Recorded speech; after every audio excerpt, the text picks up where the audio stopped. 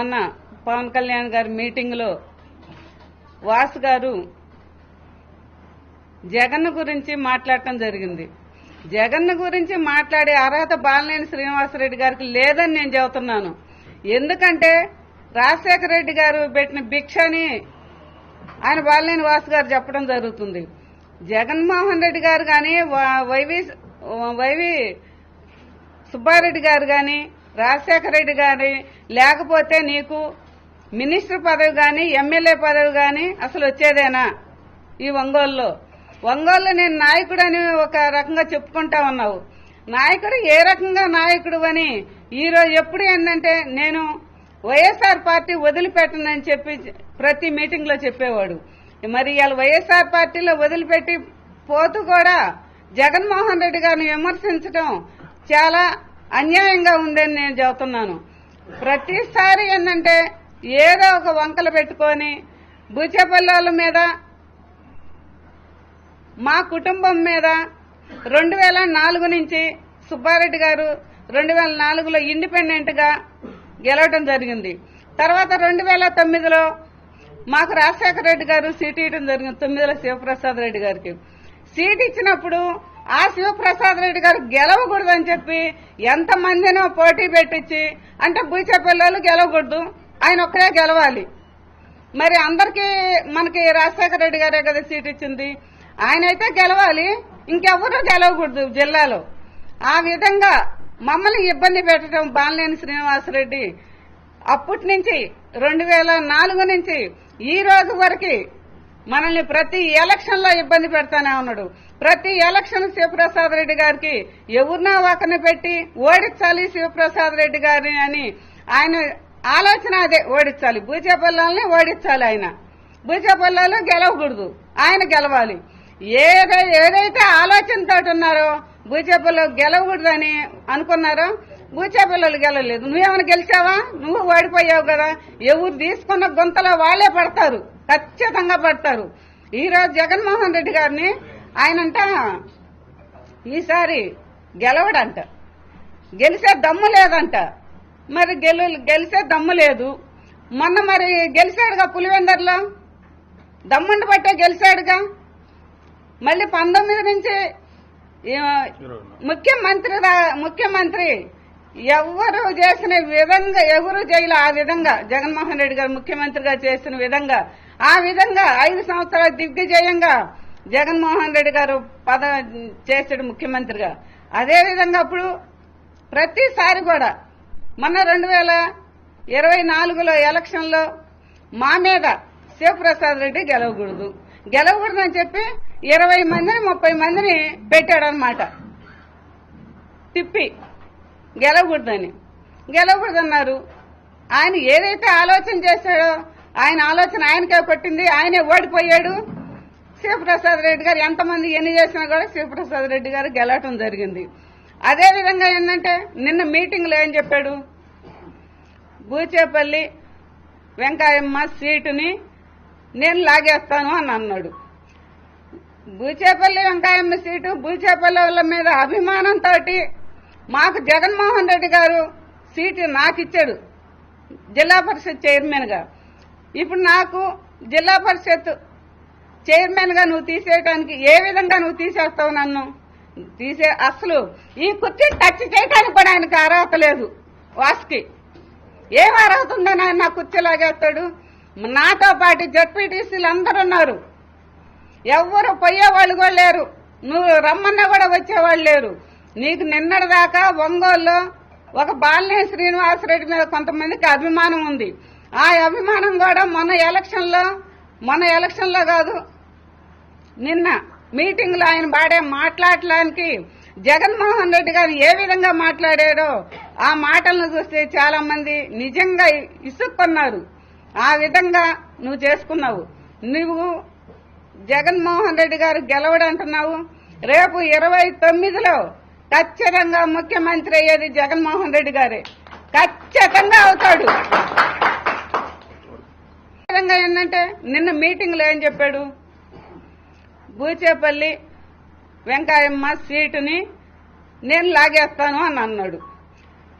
Boochepalli Venkayamma seat Boochepalli వాళ్ళ మీద అభిమానంతో మాకు జగన్మోహన్ రెడ్డి గారు సీటు నాకు ఇచ్చాడు జిల్లా పరిషత్ చైర్మన్ గా.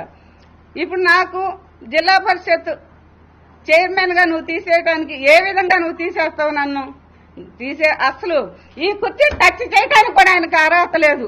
వాస్కి ఏం అర్హత ఉందని ఆయన నా కుర్చీ లాగేస్తాడు?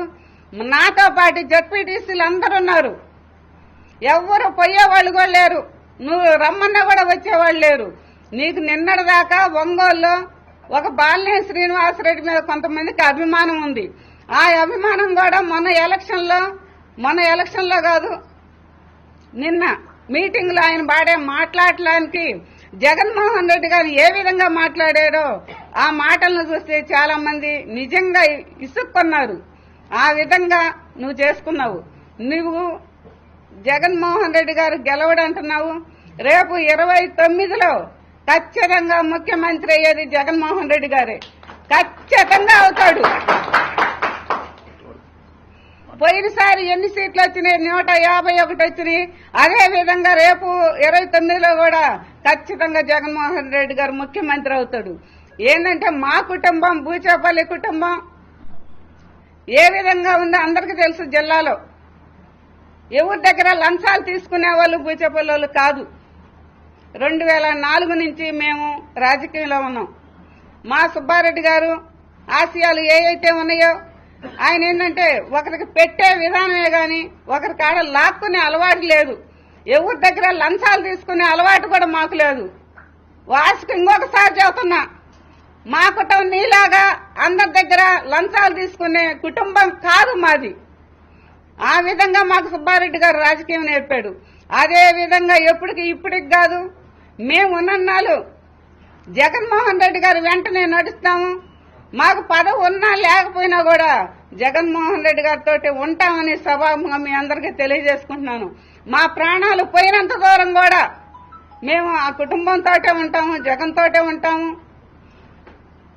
అదే విధంగా మేము ఈరోజు జిల్లా పరిషత్ చైర్మన్ జగన్మోహన్ రెడ్డి గారు మా కుటుంబం మీద అభిమానం మీద మాకు జిల్లా పరిషత్ చైర్మన్ ఇచ్చారు.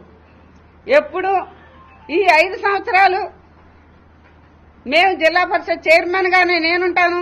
నాతో పాటు జడ్పీటీసీలు కూడా అందరు నాయంటే ఉంటారని కూడా మీ అందరికీ సభాముఖంగా తెలియజేసుకుంటున్నాను. అదేవిధంగా ఏంటంటే ఇటువంటి రాజకీయాలు మా మీద బురద చల్లొద్దని బాలినేని శ్రీనివాసరెడ్డి గారికి చెబుతున్నాను. మేము రాజకీయాల్లో ఉన్న నుంచి ఆయనకి ఎందుకు అంతలో కక్ష మా మీద?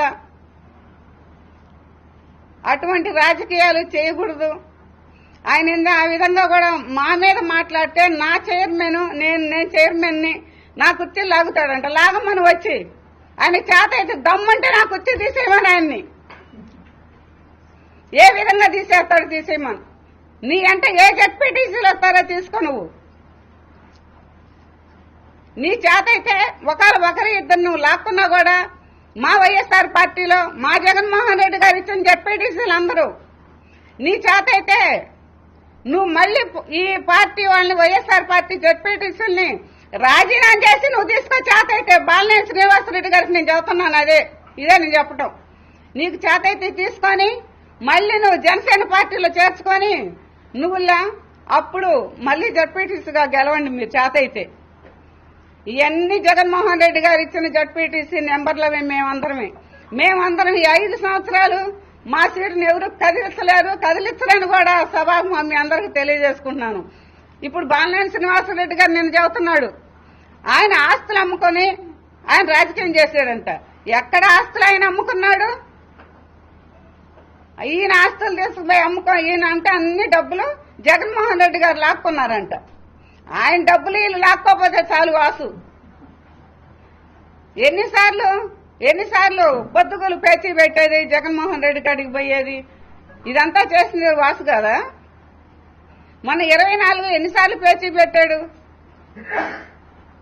ఆ విధంగా ఏంటంటే మా కుటుంబం మీద గాని జగన్మోహన్ రెడ్డి గారి కుటుంబం మీద గాని జగన్మోహన్ రెడ్డి గాని విమర్శించే హక్కు బాలినేని శ్రీనివాసరెడ్డికి లేదని కూడా నేను అందరికీ సభాముఖంగా తెలియజేసుకుంటున్నాను.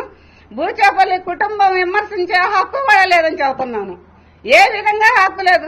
4 సంవత్సరాలు 4 సంవత్సరాలు కావస్తుంది నేను చైర్మన్ గా ఉండి. ఈ 4 సంవత్సరాలు మమ్మల్ని ఇబ్బంది పెట్టాడు. నా సీటు ఇంకొకరికి ఇప్పించాలని వాళ్ళ దగ్గర డబ్బులు తీసుకుంటాడు, వీళ్ళ దగ్గర డబ్బులు తీసుకుంటాడు. నీ చైర్మన్ పదం తీసేస్తున్నామని చెబుతాడు.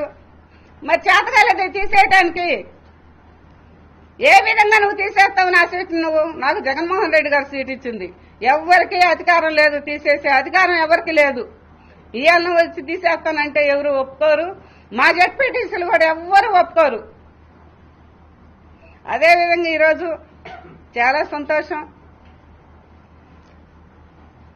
మా కుటుంబం అంటే మన జిల్లాలోనే కాదు, స్టేట్ లో కూడా అందరికి చాలా మందికి తెలుసు బూచపల్లి కుటుంబం ఎటువంటిదైంది.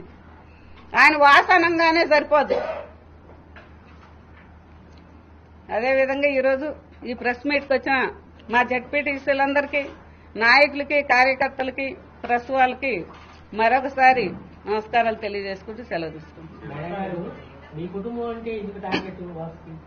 మరి ఎందుకు టార్గెట్ అవుతుందంటే అది తెలియదు మాకు. ఆయన తెలియాలి. ఇంకా ఎందుకు టార్గెట్ చేస్తున్నాడో ఆయనకు తెలియాలి.